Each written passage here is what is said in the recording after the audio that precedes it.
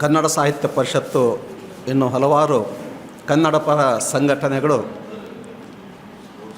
ಹಮ್ಮಿಕೊಂಡಿರ್ತಕ್ಕಂಥ ಕರ್ನಾಟಕ ಸುವರ್ಣ ಸಂಭ್ರಮ ಈ ವೇದಿಕೆ ಮೇಲೆ ಆಶ್ರಯ ಇರ್ತಕ್ಕಂಥ ನನ್ನೆಲ್ಲ ಆತ್ಮೀಯ ಗಣ್ಯಮಾನ್ಯರೇ ಮತ್ತು ಕನ್ನಡ ಅಭಿಮಾನಿಗಳೇ ಮತ್ತು ಮಾನ್ಯರೇ, ಸಮಯದ ಅಭಾವ, ಹೆಚ್ಚು ಮಾತಾಡೋ ನನ್ನ ಸ್ವಭಾವ, ಆದರೂ ಕನ್ನಡಮ್ಮನ ಪ್ರಭಾವ ನಿಮ್ಮೆಲ್ಲ ಇರಲಿ ಅಂತ ಹೇಳ್ತಾ ಎರಡು ಮಾತುಗಳಲ್ಲಿ ನನ್ನ ಮಾತನ್ನು ಮುಗಿಸ್ಬಿಡ್ತಾನೆ. ಎರಡು ಅಂದ್ರೆ ಒಂದು 4 ಆಗ್ಬೋದು ಅಥವಾ 3 ಆಗ್ಬೋದು. ಅವ್ರು ಬೆಳಕು ಬೇಕು, ನಮ್ಮ ಸ್ವಂತ ಪ್ರತಿಭೆನೇ ಬೇಕಾಗತ್ತೆ. ಅವ್ರು ಹೇಳ್ದಂಗೆ ಇರೋಕ್ಕಾಗೋದಲ್ಲ. ಈ ಶತಮಾನ ಭಾಳ ವಿಚಿತ್ರವಾದ ಶತಮಾನ. ಇನ್ನು ಕೇವಲ 10 ವರ್ಷಗಳಲ್ಲಿ ನಮ್ಮನ್ನು ನೋಡಿ ಜನ ನಗ್ತಾ ಇದಾರಲ್ಲ, ನಮ್ಮ ಮನೆ IT ಸ್ಟೂಡೆಂಟ್ಸ್ ನಗ್ತಾ ಇದ್ದಾರೆ. ನಾವು ಎಂಥ ಶತಮಾನ, ಆರ್ಟಿಫಿಷಿಯಲ್ ಇಂಟೆಲಿಜೆನ್ಸ್ ಬಂದುಬಿಡ್ತೀವಿ. ಈಗ ನಮ್ಮ ಮನೆ ಕೈಯಾಗಿ ಬಂದುಬಿಟ್ಟತೆ. ಏನಾದರೂ ಒಂದು ಕ್ವಶನ್ ಕೇಳಿದ್ರೆ 10 ಆನ್ಸರ್ ಬರ್ತವೆ. ಒಂದು ಸಿನಿಮಾ ಹಾಡ್ತಿದ್ದೆ, ಲೀಲಾವತಿ ಸತ್ತಾಗ ಹಳೇ ಸಿನಿಮಾದ ಒಂದು ಹಾಡು ತೆಗೆದೆ, old poems by Leelavathi with Rajkumar ಅಂತ ತೆಗೆದ್ರೆ ಲೀಲಾವತಿ ಓಸು ಬಂದ್ಬಿಟ್ಟು ಅದ್ರಾಗ ಆಕೆ ಹುಟ್ಟಿದ್ದು ಸತ್ತದ್ದು ಎಲ್ಲ ಬಂದ್ಬಿಡ್ತಾನೆ. ಬೇಕಾಗಿದ್ದಲ್ಲ, ಅದು ತೋರಿಸ್ಬಿಡ್ತೈತೆ ಅದನ್ನೆಲ್ಲ. ಆ ರೀತಿ ನಮ್ಮ ಮೈಂಡನ್ನು ಸ್ಟಡಿ ಮಾಡ್ತೈತಿ. ಈಗ ಮೊಬೈಲ್ ನಮ್ಮ ಮೈಂಡ್ ಸ್ಟಡಿ ಮಾಡ್ತೈತಿ. ಈಗ ನಿಮ್ಮ ಬ್ರೈನಿಗೆ ಏನಂತ ಸ್ಟಡಿ ಮಾಡ್ತೈತಿ. ಒಂದು ಕಾಲ ಬರ್ಬೋದು, ಯಾವ ಕ್ಲಾಸ್ ರೂಮ್ ಇಲ್ಲ, ಯಾವ ಟೆಕ್ಸ್ಟ್ ಬುಕ್ ಇಲ್ಲ, ಯಾವ ಗುರು ಇಲ್ಲ, ಯಾವ ಶಿಷ್ಯನ ಇಲ್ಲ, ಎಲ್ಲವೂ ಲ್ಯಾಪ್ಟಾಪ್ನಾಗ ಸಿಗುತ್ತೆ, ನಿಮ್ದ್ರಾಗ ಸಿಗುತ್ತೆ. ಒಬ್ರಿಗೊಬ್ರು ಮಾತೇ ಇಲ್ಲ ಅನ್ನೋ ರೀತಿಯಲ್ಲಿ ವಿಜ್ಞಾನ ನಾಗಾಲೋಟ್ದು ಹೋಗ್ತದೆ. ಆವಾಗ ಎಲ್ಲಿ ಬುದ್ಧ, ಎಲ್ಲಿ ಬಸವಣ್ಣ, ಎಲ್ಲಿ ಅಂಬೇಡ್ಕರ್, ಎಷ್ಟು ನಾವು ಬಳಸಬೇಕು ಅಂತಕ್ಕಂಥ ಪ್ರಜ್ಞೆ ಇರಬೇಕು. ಅವ್ರು ಔಟ್ಡೇಟೆಡ್ ಅಲ್ಲ. ಎಲ್ಲಿ ಯಾರನ್ನು ಎಷ್ಟು ಬಳಸಬೇಕು, ನಮ್ಮ ಜೀವನವನ್ನು ಹೇಗೆ ಅರಳಿಸ್ಬೇಕು, ಇದನ್ನೇ ಅಂಬೇಡ್ಕರ್ ಬರ್ತಾರೆ. ಕೊನೆಯ ಒಂದು ಮಾತನ್ನು ಹೇಳ್ತಾನೆ, I am not the final man to comment on this constitution. It is my sincere effort, honest effort. ನೋಡಿ, ಪ್ರಾಮಾಣಿಕವಾಗಿ ಬರೆದಿಟ್ಟದಾನೆ. ಈಗ ಅದರಲ್ಲಿ ಏನಾದರೂ ಬದಲಾವಣೆ ಆಗಿದ್ದರೆ 3 ತತ್ವಗಳ ಮೇಲೆ ಕಣ್ಣಿಟ್ಕೊಂಡು ಬದಲಾವಣೆ ಮಾಡಬೇಕು. ಏನು ಹೇಳ್ತಾ 3 ಬದಲಾವಣೆ ಮಾಡೋಂಗಿಲ್ಲ. Equality, fraternity, liberty and social justice. ನೋಡಿ, ಏನೆಲ್ಲ ಅಕ್ಷರಗಳು ಬರ್ಬೋದು, ಕನ್ನಡ ಬರೋದು. ಕನ್ನಡದಲ್ಲಿ ಅನೇಕ ಬದಲಾವಣೆ ಆದವು ನಿಜ. ಆದ ಮೂಲ ಸ್ಟ್ರಕ್ಚರ್ ಇದಾವಲ್ಲ, ಆ ಸ್ಟ್ರಕ್ಚರ್ ಬದಲಾವಣೆ ಮಾಡೋಕ್ಕೆ ಬರೋಲ್ಲ. ಹಂಗೆ ನಾವು ಕನ್ನಡನ ಉಳಿಸ್ಬೇಕಾಗತ್ತೆ, ಬೆಳೆಸ್ಬೇಕಾರೆ. ಇನ್ಫ್ಲುಯೆನ್ಸ್ ನಮ್ಮ ಮೇಲೆ ಬೇಕಾಗಿ ಆಗ್ತಿರ್ತವೆ. ಡೈಲಿ ಈಗಿನ ವಿಜ್ಞಾನದ ವಿದ್ಯಾರ್ಥಿಗಳಾಗಲಿ, ಯಾವುದೇ ಕಲಾ ವಿದ್ಯಾರ್ಥಿಗಳಾಗಲಿ, ನಾವು ವಿಜ್ಞಾನದ ಒಂದು ದೊಡ್ಡ ನೆರಳಿನಲ್ಲಿ ಬಂದ್ಬಿಟ್ಟವೆ. ಈಗ IT ಬಂದ್ಬಿಟ್ಟವೆ. ಆದ್ದರಿಂದ ಅಂಬೇಡ್ಕರ್ ಚಿಂತನೆಗಳೇನಲ್ಲ, ಅವ್ರು ಹೇಳಿದ ವೈಚಾರಿಕ ಚಿಂತನೆ ಐತಲ್ಲ, ಯಾವುದಿರ್ತದೆ ಅದು ಯಾವಾಗಲೂ ನಿಜವಾಗಿ ಅದು ಜೀವಂತ ಇರುತ್ತೆ. ವೈಚಾರಿಕ ಇದು ಜೀವಂತ ಇರುತ್ತೆ. ಅಂಬೇಡ್ಕರ್ ಎಲ್ಲಿ ತನಕ ನಾವು ಜೀವಂತವಾಗಿ ಇಡ್ಸ್ತೀವಿ ಅವ್ರನ್ನ, ಅಲ್ಲಿ ತನಕ ಜೀವಂತ. ನಾವೇ ಜೀವಂತ ಇಲ್ಲ ಅಂದ್ರೆ ಅಂಬೇಡ್ಕರ್ ಹೆಂಗೆ ಜೀವಂತ ಆಗ್ತಾನೆ? ನಾವೇ ಜೀವಂತ ಇಲ್ಲ ಅಂದ್ರೆ ಬಸವಣ್ಣ ಹೆಂಗೆ ಜೀವಂತ ಆಗ್ತಾನೆ? ಗಾಂಧೀಜಿ ಹೆಂಗೆ ಜೀವಂತ ಆಗ್ತಾನೆ? ಕೆಲವ್ರು ನಮ್ಮ ಪಾಲಿಗೆ ಸತ್ತಾರ ಅಂತ ತಿಳ್ಕೊಂಡ್ಬಿಡ್ತಾರೆ. ನಾವು ಸತ್ತು ಹೋಗಿರ್ತೇವೆ. ಆದ್ದರಿಂದ ಅವ್ರು ಎಷ್ಟು ಬೇಕೋ ಅಷ್ಟನ್ನು ಬಳಸ್ಕೋಬೇಕು ಮತ್ತು ನಾವು ಬೆಳಿಬೇಕು. ಅವ್ರು ನಮ್ಮ ಬೇರುಗಳಲ್ಲಿ ಇರಬೇಕು, ಹೊಸತನಕ್ಕೆ ನಾವು ತೆರೆದಿಡ್ಬೇಕು. ಆದ್ದರಿಂದ ಈಗ ನಾವು ಜಾತ್ಯತೀತವಾಗಿ ವಿಚಾರ ಮಾಡಿದ್ರೆ ಮಾತ್ರ ನೀವು ಬದುಕ್ತೀರಿ. ಈಗ ನಾವು ಮತಾತೀತವಾಗಿ ಮಾತಾಡಿದ್ರೆ ಮಾತ್ರ ನಾವು ಬದುಕ್ತೇವೀಗ.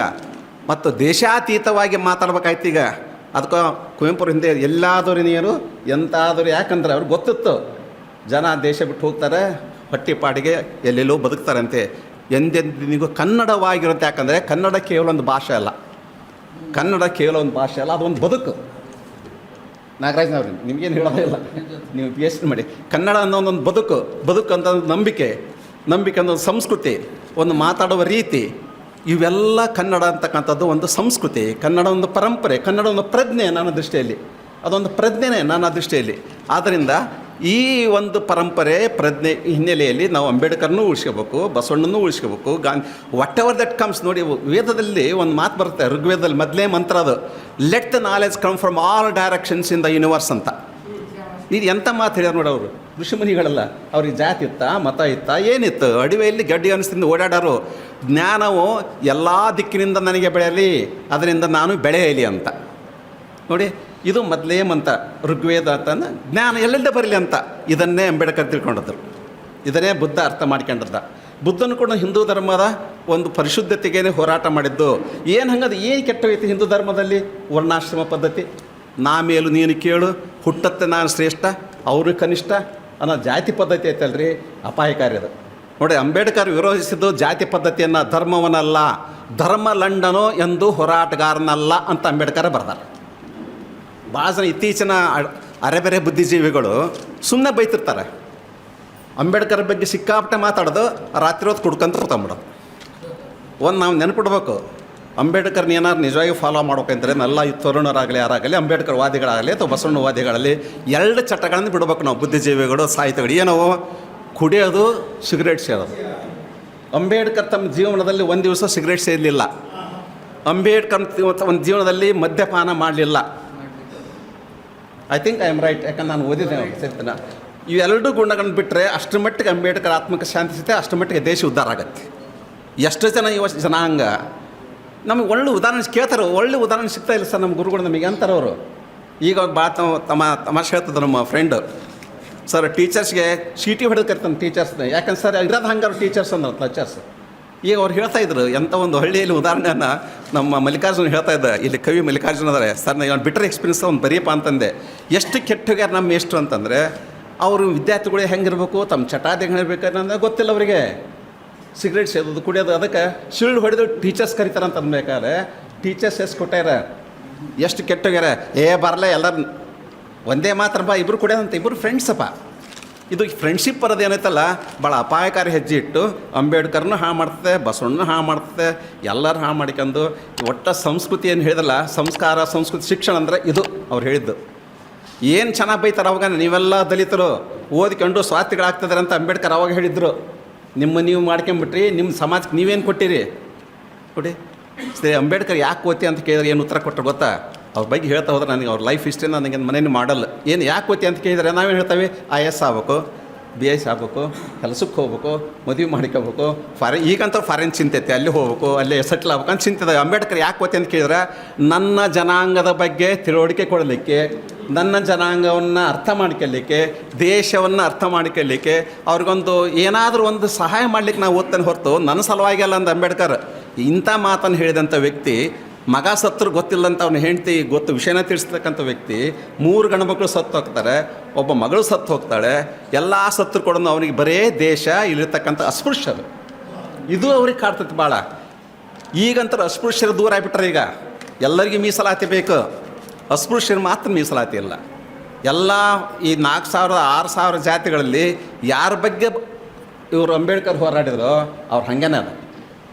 ಅಸ್ಪೃಶ್ಯ ಆಗಿನ ಕಾಲದಲ್ಲಿ ಗಿರಿಜನರು ಹರಿಜನರು ಅಲ್ವಾ, ಅದಕ್ಕೋಸ್ಕರ ಅವ್ರಿಗೆ ಗಲಾಟೆ ಇತ್ತು ಗಾಂಧೀಜಿಗೆ. ಅವರಿಗೆ ನೀನೊಬ್ಬ ಮೋಸಗಾರ ಅಂತ ಯಾಕಂತಂದರೆ, ಪ್ರಾಕ್ಟಿಕಲ್ ಏನು ಮಾಡ್ತೀನಿ, ನೀನೊಬ್ಬನ ಹರಿಜನ ಮನೆಯಾಗಿ ಇಟ್ಕೊಂಡ್ಬಿಟ್ರೆ, ಒಬ್ಬ ಹರಿಜನ ಹೆಣ್ಮಗಳು ಲಕ್ಷ್ಮೀ ಅಂತ ಇಟ್ಕೊಂಡ್ರು ಗಾಂಧೀಜಿಯವ್ರ ಮನೆಯೊಳಗೆ ಕೆಲಸಕ್ಕೆ, ಅದಕ್ಕೂ ದೊಡ್ಡ ಗಲಾಟೆ ಆ ಕಾಲದಲ್ಲಿ ಅಲ್ವಾ. ಹಾಗೆಲ್ಲ ಆಗೋದಲ್ಲ ಗಾಂಧೀಜಿ, ನೀನು ಅದನ್ನು ಪ್ರಾಕ್ಟಿಕಲ್ ತರಬೇಕು ನೀನು. ಎಷ್ಟು ಜನ ಕಾಂಗ್ರೆಸ್ರ ಮನೆಗೆ ಅದಾರ, ಎಷ್ಟು ಜನ ಕಾಂಗ್ರೆಸ್ ಲೀಡರ್ಸ್ ಹಿಂಗೆ ಮಾಡ್ತಾರೆ, ಕಾಂಗ್ರೆಸ್ನೆಲ್ಲ ಇವ್ರ ಮೇಲೆ ಸಿಟ್ಟು ಬಂದ್ಬಿಟ್ಟು ಅಂಬೇಡ್ಕರ್ ಮೇಲೆ. ಅಂದರೆ ಆ್ಯಕ್ಚುಲ್ ಪ್ರಾಕ್ಟಿಕಲ್ ಏನು ಮಾಡ್ತೀಯ ಅಂತ ತೋರಿಸ್ಕೊಡು. ರಾಜಕೀಯವಾಗಿ ಏನಾದ್ರು ಸಂವಿಧಾನ ಮಾಡ್ತದೆಯಾ, ಚಿಂತನೆ ಮಾಡ್ತದೆಯಾ, ಕಾಂಗ್ರೆಸ್ ಹಂಗೆ ಅದಾರ ಅಂಥೇಳಿ, ಅದೆಲ್ಲ ನೋಡಪ್ಪ ಸರಿ ಆಗತ್ತೆ ಅಂತಂದರು, ಏನೋ ಒಳ್ಳೇದಾಗತ್ತೆ ಅಂತ. ಸೊ ಇಷ್ಟು ಅಂಬೇಡ್ಕರ್ ಓದಿದ್ದು ಯಾವುದಕ್ಕೂ ಅಂತಂದ್ರೆ, ಸಮಾಜ ಜಾಗೃತಿಗಾಗಿ, ದೇಶದ ಜಾಗೃತಿಗಾಗಿ. I am the first Indian, I am the lest Indian, I am ever the Indian. Last ಒಂದು ಮಾತು ಹೇಳ್ಬಿಡ್ತಾನೆ, ದೇಶಭಕ್ತಿ ಹೇಗಿತ್ತು ಅನ್ನೋ ಬಗ್ಗೆ ಪ್ರಶ್ನೆ ಮಾಡೋಂಗಿಲ್ಲ. ಅವರು ಸಂವಿಧಾನವನ್ನು ಪ್ರೆಸೆಂಟ್ ಮಾಡ್ತಾರೆ, ಅವ್ರ ಭಾಷಣದಲ್ಲಿ ಹೇಳ್ತಾರೆ. ಅವರೆಲ್ಲ ಕೇಳಿದಾಗ, according to Ambedkar tell me, is it religion first and constitution first ಅಂತ ಕೇಳ್ತಾರೆ. ಯಾವ ಧರ್ಮ ಮುಖ್ಯನೋ ನಮಗೆ ಇವ್ರು ಹೇಳಿದಾರೆ, ರಾಜ್ಯಾಂಗ ಭಾಳ ಮುಖ್ಯ, ಪಂಚಾಂಗ ಅಲ್ಲ ಅಂಥೇಳಿ. ಎಂಥ ಮಾತನ್ನು ಹೇಳ್ತಾರೆ ಗೊತ್ತಾ, ಇನ್ನೂ ಚೆನ್ನಾಗಿ ಹೇಳ್ತಾರೆ ಅವರು. ಅಂಬೇಡ್ಕರ್ ಭಾಳ ನಗನಗ್ತಾ ಹೇಳ್ತಾರೆ. ಅವರೆಲ್ಲರೂ ಪ್ರಶ್ನೆ ಕೇಳ್ತಾರೆ, ನಿನಗೆ ಧರ್ಮ ಮುಖ್ಯನೋ ದೇಶ ಮುಖ್ಯನಪ್ಪ ಅಂತ. ಅವ್ರು ಅಂತಾರೆ ದೇಶ ಮುಖ್ಯ, ದೇಶ ಮುಖ್ಯ, ಧರ್ಮ ನಂತರ ಎಲ್ಲ ಹೇಳ್ತಾರೆ. ಅಂಬೇಡ್ಕರ್ ಎಂಥ ಉತ್ತರ ಕೊಡ್ತಾರೆ ನಾವು ನೆನ್ಪಿಡ್ಬೇಕಿಲ್ಲ. ಅಂಬೇಡ್ಕರ್ ಹೇಳ್ತಾರೆ, ನನಗೆ ಭಾರತವೇ ದೇಶ, ಭಾರತವೇ ಧರ್ಮ, ಭಾರತವೇ ಎಲ್ಲ ಅಂದ್ಬಿಡ್ತಾರೆ. ನಾನು ಬುದ್ಧ ಅಂತ ಹೇಳಿಕೆಲಿಲ್ಲ ಅಲ್ಲಿ ಅವರು. ನೋಡಿ, ಮನೆಗೆ ಇಟ್ಕೊಳಪ್ಪ ನಿಮ್ಮ ಧರ್ಮ ಕರ್ಮನ, ಹೊರಗೆ ಹಾಕ್ತಿರ್ತೀಯ. ಈಗ ಹೊರಗೆ ಬಂದು ಇಷ್ಟೆಲ್ಲ ಆಗಿರೋ ಸಮಸ್ಯೆ. ಧರ್ಮ ಕರ್ಮಗಳು ಹೊರ ಬಂದು ರಾಜಾರಿಸ್ತಾವೆ.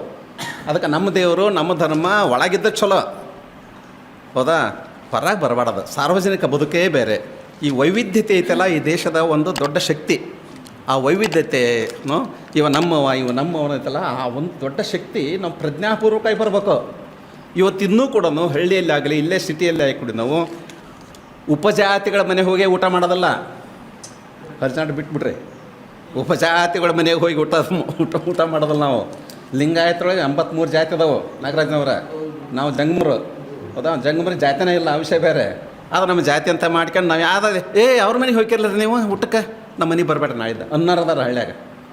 ಅಂದರೆ ಅವ್ರಿಗೆ ಬಸವಣ್ಣ ಅಂದ್ರೆ ಒಂದು ಎತ್ತಾಗೈತಿ, ಬಸವಣ್ಣ ಗೊತ್ತೇ ಇಲ್ಲ ಅವ್ರಿಗೆ ಪಾಪ. ನಾವು ಎತ್ತ ಮಾಡಿ ಅವ್ನು ಹಾಕಿ ಕದಬಿಡ್ತೇವೆ. ಇದು ಎಂಥ ವಿಪರ್ಯಾಸ. ಲಿಂಗಾಯತರಿಗೆ ಬಸವಣ್ಣ 1000 ವರ್ಷ ಆಯ್ತು ಗೊತ್ತಾಗಿಲ್ಲ. ಅಂಬೇಡ್ಕರ್ ನೀವು ಹೋಗಿ ಕೆರಡೆ ಅಂಬೇಡ್ಕರ್ ಏನು ಗೊತ್ತ, ಇಲ್ಲೇ ಹೋಗಿದ್ದು ನಾವು ಶಿವಪುರದಾಗ ಇಲ್ಲೇ ಹರಿಜನ ಕೇಳಿ ಹೋಗಿದ್ದೆ. ಅವು ಕುಡ್ಕೊಂಬಂದಾನ, ಮಾತಾಡಿ ಸ್ವಾಮಿ ಏನು ಮಾತಾಡ್ರಿ, ನಾವು ಅಂಬೇಡ್ಕರ್ ಬಂದು ಕಾಯಿ ಬಿಡಕ್ಕೆ ಬಂದವಿ ಅಂತ. ಶಿವಪ್ಪ ಸಿಟ್ಟು ಬಂದ್ಬಿಡ್ತೀವಿ. ಶಿವಪ್ಪರ ಹೋಗಿ ಎಮ್ ಎಲ್ ಎ ಇದು ಲೇ ಮಂಗ್ಯನ ಮಗ ನೀವು ತಿಳ್ಕೊಬೇಕಲ್ಲಿ ಅವ್ನು ಹೊರ ಹಾಕ್ಲಿ ಹಿಡ್ದಂತಂದು ಶಿವಪ್ಪನವರು. ಅವ ಕಾಯಿ ಹುಡ್ಕೊಂಡು ಕುಂಕುಮ ಚೋಗ ಅಂಬೇಡ್ಕರ್ ಫೋಟೋಕ್ಕೆ ಯಾರು ಬೇಡ ಅಂತಂದು ಅಂಬೇಡ್ಕರ್ ಅದನ್ನ ಮಾಡಕ್ಕೆ ಬಂದ. ಇದು ವಿಪರ್ಯಾಸಗಳು. ಇದಕ್ಕೆ ನಾವು ಅವ್ರು ಬೈಬೇಕಾ ಇಲ್ಲ.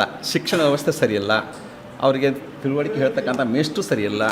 ಪುಸ್ತಕಗಳಿದ್ದರೆ ಈಗಂತ ಬಂದ್ಬಿಡ್ತು NEP ಬಂದ ಮೇಲೆ ಇವನು ಯಾವ ಓದೋಕ್ಕೆ ಅವಕಾಶ ಇಲ್ಲ. ಭಾಳ ನೋವಿನ ಸಂಗತಿ. ಆದ್ದರಿಂದ ಇವತ್ತಿನ ಸಂದರ್ಭದಲ್ಲಿ ಇಷ್ಟು ಕಿಂಚಿತ್ತು ವಿಷಯಗಳನ್ನು ನಮ್ಮ ತಲೆಗೆ ಹಾಕಿರಲ್ಲ ಸರ್. ಇದಕ್ಕೆ ಒಂದು ಪ್ರೇರಣೆ ಅಂತ ದಯವಿಟ್ಟು ನೀವೆಲ್ಲರೂ ನನಗೆ ಅನಿಸೋ ಮಟ್ಟಿಗೆ ಸ್ವಲ್ಪ ಪುಸ್ತಕ ಓದ್ರಿ, ಕನ್ನಡ ಪುಸ್ತಕ ಓದ್ರಿ. ಅಂಬೇಡ್ಕರ್ ಪುಸ್ತಕ ಬಂದು ಒಂದು ಸಣ್ಣ ಪುಸ್ತಕ ಮನೆಗೆ ಇಟ್ಟರೆ ನಿಮ್ಮ ಜೀವನ ಸಾರ್ಥಕಪ್ಪ. ನೀವು ಓದ್ಲಿಕ್ಕೆ ಸಿಗ್ತಿಲ್ಲ, ಮಕ್ಕಳು ಓದ್ಸಾಯ್ತವೆ. ಅದರಿಂದ ನಾವು ಮನೆಯಲ್ಲಿ ಒಂದು ಸಣ್ಣ ಪುಸ್ತಕ 20 ರೂಪಾಯಿ 30 ರೂಪಾಯಿ 100 ರೂಪಾಯಿ ಕೊಟ್ಟರೆ ಸಾಕು. ಆ ಪುಸ್ತಕ ನೋಡೋದಲ್ಲ ನಾವು.